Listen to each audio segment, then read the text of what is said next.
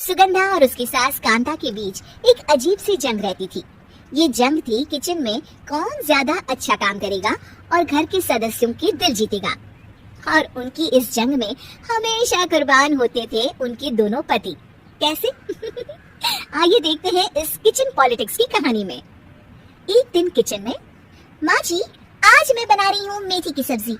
इस खाने से घर वालों की पेट की सारी समस्या खत्म हो जाएगी। और मैं बना रही हूँ तड़के वाली छाछ, जिसे पीते ही गैस की समस्या कभी नहीं होगी।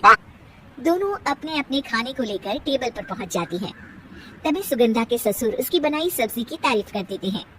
अरे वाह, मेथी की सब्जी भी बनी है, बड़ी ही स्वादिष्ट है। वाह बहू वाह।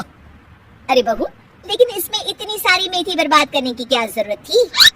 देखिए माँ जी, ये तो वो मेथी है जो आप रात में भिगोकर सुबह उसका पानी पीती हैं, और जो मेथी फेंक देती हैं, उसी से मैंने ये सब्जी बनाई है।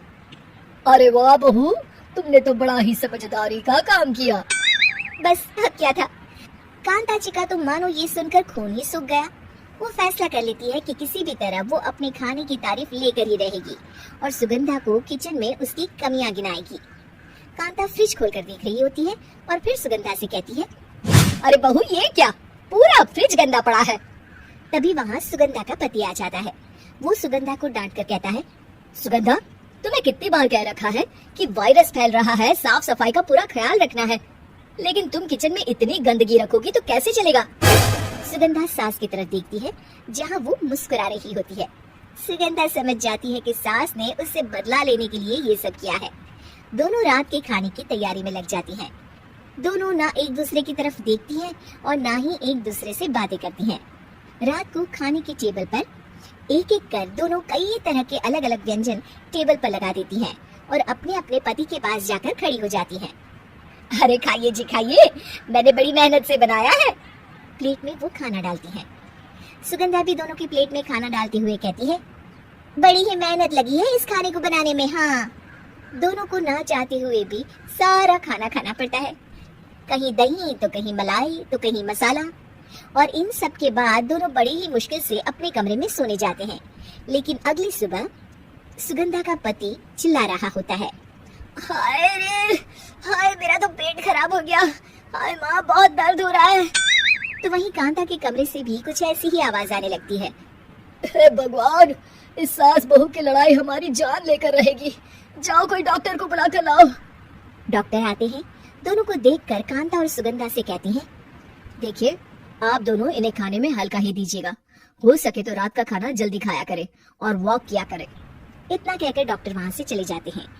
जिसके बाद एक बार फिर से दोनों बहुएं किचन में जाती हैं और खाना बनाने में लग जाती हैं।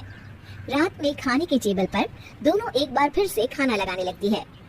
पापा जी, मैंने ये पतली मूंग की दाल की खिचड़ी के साथ ये पापड़ और पुदीने की चटनी भी बनाई है।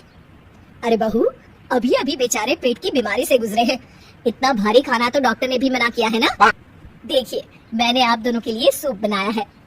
और दोनों उन लोगों की प्लेट में खाना डालने लगती है।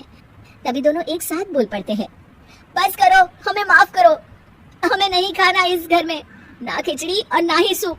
हम इंसान हैं, एक वक्त में एक ही खाना खा सकते हैं। बस करो, हमें माफ करो, हमें नहीं खाना इस घर में, ना खिचड़ी और ना ही सूप। हम इंसान हैं, एक वक्त में एक ही खाना खा सकते हैं। इतना कहकर वो दोनों वहाँ से चले जाते हैं। कहानी का अंत। आप लोग उम्मीद कर रहे होंगे कि अंत में सब ठीक हो जाएगा।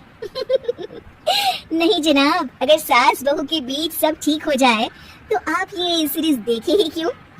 तो मजा लीजिए इस चैनल में सास बहू से जुड़ी कहानियों का, क्योंकि ये ऐसा रिश्ता है जिसकी मिठास उसकी खटास में हमेशा ज्यादा ही रहती है।